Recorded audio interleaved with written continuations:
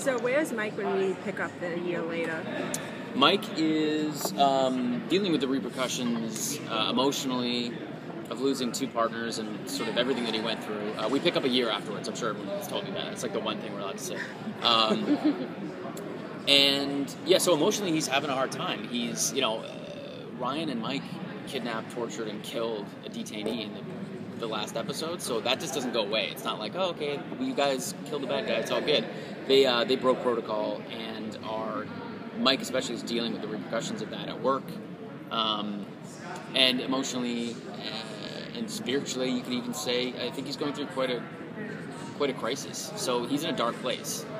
This sort of shiny Agent Weston that we found in the pilot is all but gone by the time we start the second season.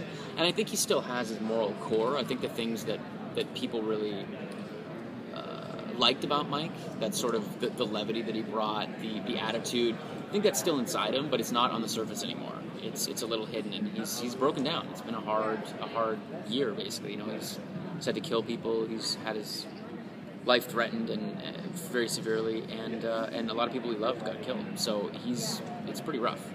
Do you feel like in a way he started as anyone would have started? They're new, they're excited, and now you're slowly turning into almost like where Ryan is? Absolutely. After years of going through It's everything.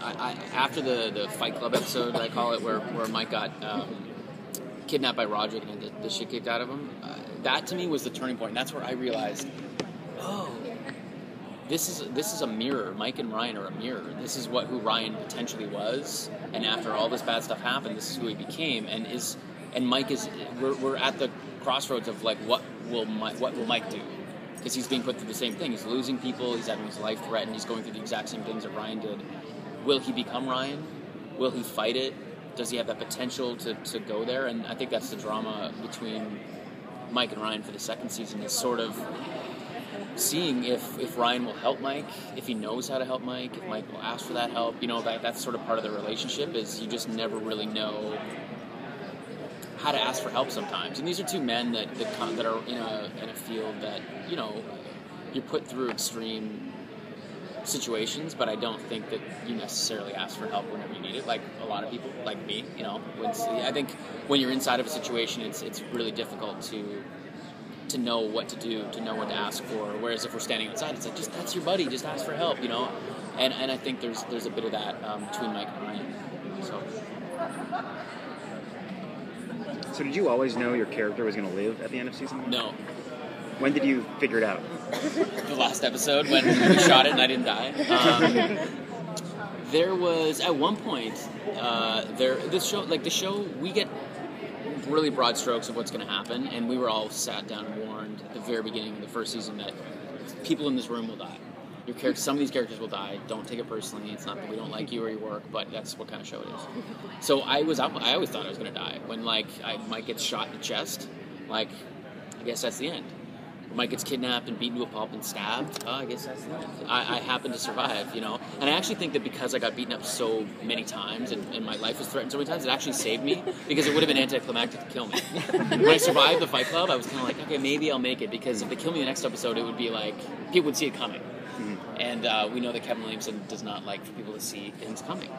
So, but there was a scenario in the final episode where both Deborah Parker and myself were in jeopardy, and it was it reminded me of a Dark Knight situation where it was like Harvey Dent, and they had to make a choice, and Ryan didn't know who he was going to save, and it was sort of that scenario. And that was broad strokes. That was just an idea that was pitched out, and I was like, okay, that sounds awesome. I hope I'm the one that makes it. And then obviously there were story points that came together, and they made choices. And unfortunately, we lost Annie Parise, who played Deborah Parker, because she was amazing to work with and a great character. And died hard. Yeah, and died horribly. Well, if you're gonna go, and someone said this today too. I think Kevin Williamson said this today, that Annie was like, if you're gonna kill me, kill me right. And I have the same attitude. I don't want to die at the show, but if I'm gonna go, let's go big. So yeah, you just never really know. How confident are you now? I feel better, but I still, they joke around. I feel like Marcos Sega always jokes around and is always saying just things for me to hear. I'm like, Shawn's gonna die, and I'm like, what?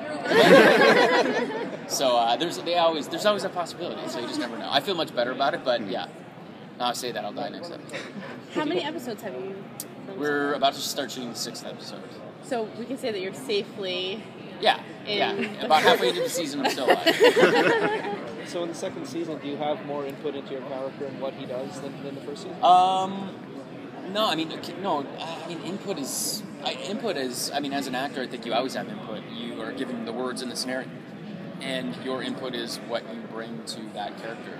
Because, there's a million other actors that could play Mike Weston, and they would bring their lens and their insight into it. So the way that I look at it is that, I don't sit down and talk to Kevin Williamson. Like, I think the character should go here. I mean, that's his job. That's what he does. He knows exactly what he wants everybody to do. He knows the pacing. He knows we're each little puzzle pieces that help tell this grander story.